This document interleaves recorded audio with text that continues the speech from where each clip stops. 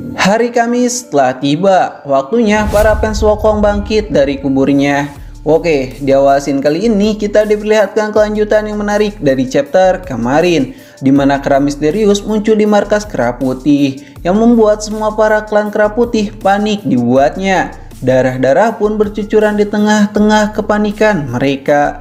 Baimo yang akan menghabisi Wokong tak sempat melakukan hal gila itu, karena semua pasukan kera putih dibuat tak berdaya oleh kera misterius ini. Baimo mengatakan kepada pasukan yang tersisa untuk tetap waspada kepadanya. Xiaoshu yang melihat hal itu cukup kebingungan dengan apa yang kera-kera ini lakukan. Sang Raja Kera Putih pun tahu jika tempat ini sudah akan dibumi hanguskan.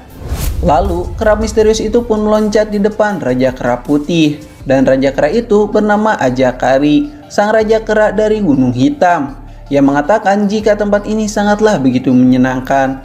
Pohon-pohon di sini pun sangatlah begitu rindang.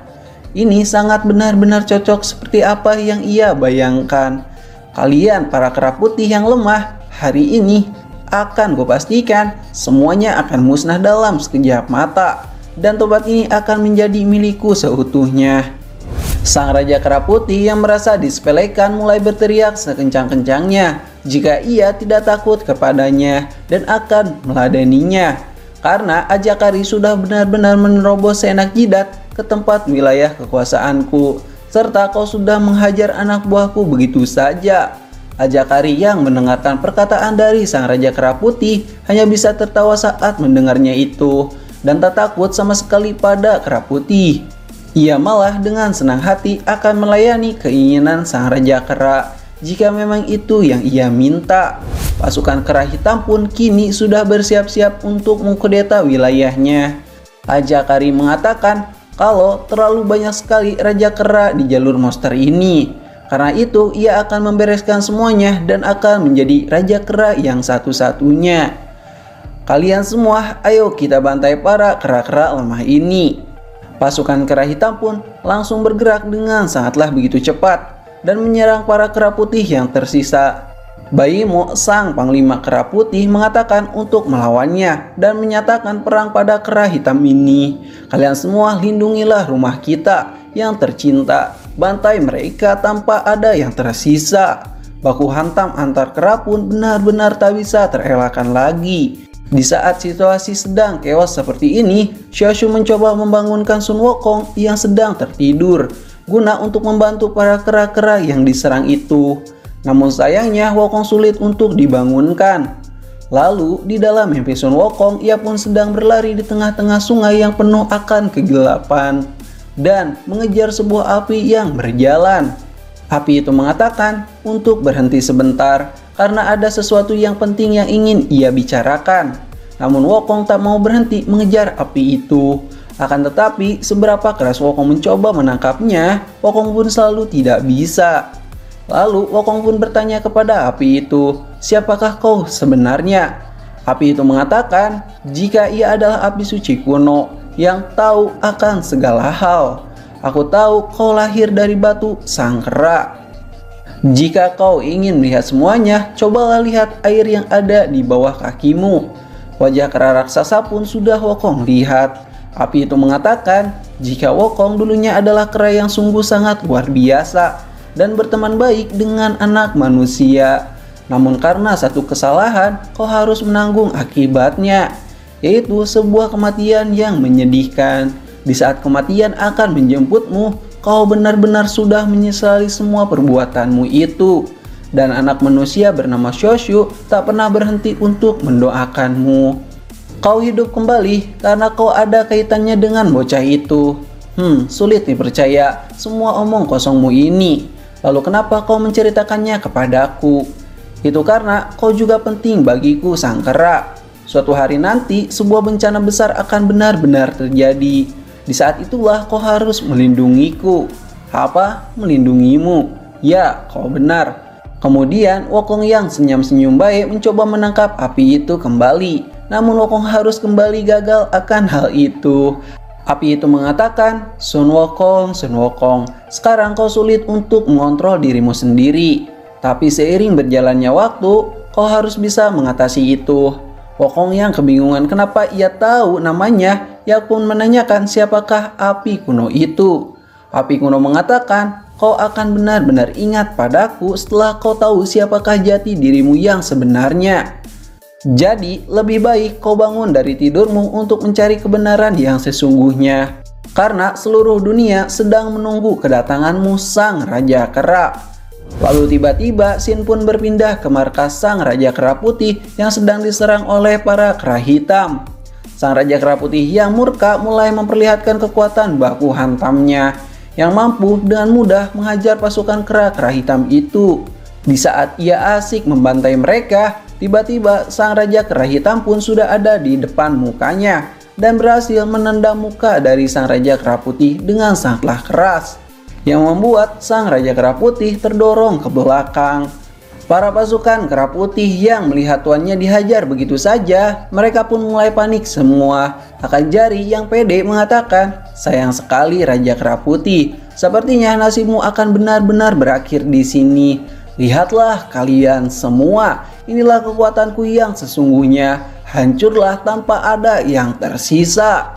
Raja Kera Putih yang benar-benar murka langsung bergerak dengan sangatlah cepat dan bersiap-siap untuk menghajar Ajakari yang sombong itu. Namun, di saat pertarungan mulai memanas di antara mereka, tiba-tiba Shin pun berpindah ke suatu tempat, tepatnya kediaman sang pemimpin hutan ini, yaitu Pak Tua Kimochi. Payamete Kimochi mengatakan kepada kera kuning jika dirinya dan Ajakari saat ini sangatlah sering diperbincangkan.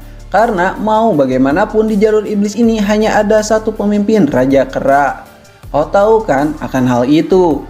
Payamete Kimochi, terima kasih sebelumnya. Kau sudah menyuruhku datang ke sini. Soal masalah itu, kau tak perlu khawatir karena aku akan menyelesaikan semuanya.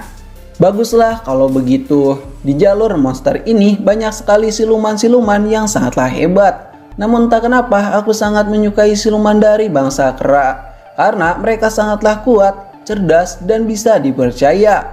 Kau adalah anak buahku yang bisa kuandalkan. Payamete Kimochi, terima kasih atas kepercayaanmu padaku. Tanpa dirimu, aku dan Ajakari tak mungkin bisa diperbincangkan yang hebat di jalur monster ini. Tenang saja, itu bukanlah masalah bagiku. Karena kerjasama kita akan terus saja berlanjut. Lalu, berapa bukit yang kalian sudah kuasai? Banyak sekali Payamete Kimochi. Kami sudah hampir membantai semua suku kera yang ada. Dan kini Ajakari sedang bergerak ke gunung Huago. Oh begitu ya. Aku yakin Ajakari akan menyelesaikannya dengan sangatlah mudah di sana. Karena ia sangatlah kuat dan benar-benar percaya diri. Namun ada sesuatu yang aku khawatirkan akhir-akhir ini. Tentang jatuhnya sebuah meteor di hutan. Oh tentang itu. Lalu apa masalahnya Payamete Kimochi? Kau tahu kera kuning? Rumor mengatakan jika sang raja kera akan muncul dari meteor itu. Dan itu bukanlah kera biasa, melainkan kera legenda yang mempunyai kekuatan yang sangatlah gila. Di tengah perbincangan mereka, tiba-tiba Shin pun berpindah ke pertarungan Raja Kera. Yang secara mengagetkan, Ajakari berhasil memutuskan tangan dari Raja Kera Putih itu. Ajakari yang kejam, ia pun menendang muka Raja Kera hingga terpental ke belakang. Raja Kera Putih yang kesakitan dan kewalahan mencoba memberikan sebuah perlawanan di mana ia mencoba melemparkan batu raksasa itu. Namun Ajakari dengan sangatlah mudah menahan serangan tersebut. Ajakari yang sudah mulai muak dengan baku hantam ini, ia pun mulai menggunakan jurus pamungkasnya, yaitu jurus lengan neraka, yang membuat gear yang ada di lengannya berputar dengan sangatlah gila. Rasakan ini, kera tua sialan. Sepertinya ajal sudah menunggumu. Serangan tangan gear pun dilancarkan ke kera putih yang melihat pergerakan yang begitu cepat dan tak bisa berbuat apa-apa, yang membuat dirinya terjerat oleh tangan besi-besi itu. Ajakari yang gila menunjukkan sesuatu yang luar biasa yang akan mengakhiri baku hantam ini semua. Rasakan ini bodoh, matilah kau kera tua sialan. Dan damn, Raja Kera Putih pun tiba-tiba hancur seketika. Hanya kepalanya saja yang tersisa. Semua orang yang melihat hal gila itu tak bisa mempercayainya, terutama para kera putih yang tersisa. Kan sudah aku bilang, kalian semua akan berakhir di tanganku. Di saat kondisi makin keos seperti ini, Shoshu pun mencoba membangunkan Wukong. Namun Shoshu tak mampu membangunkannya. Bahkan tak bisa menggeser tubuh kera itu. Kera-kera hitam yang merasa mereka sudah menang mencoba menghabisi kera-kera putih yang tersisa, termasuk Shoshu yang berada. Di saat kera hitam itu melihatnya, ia pun akan menghabisinya. Namun, tiba-tiba mata sang Raja Kera Sun Wukong pun mulai terbuka. Dan chapter kali ini pun berakhir di sini. Terima kasih sudah nonton channel ini. Like aja jika kalian suka, dislike aja jika kalian tidak suka. Kami Ceritain pamit dan sampai jumpa di next video. Bye bye.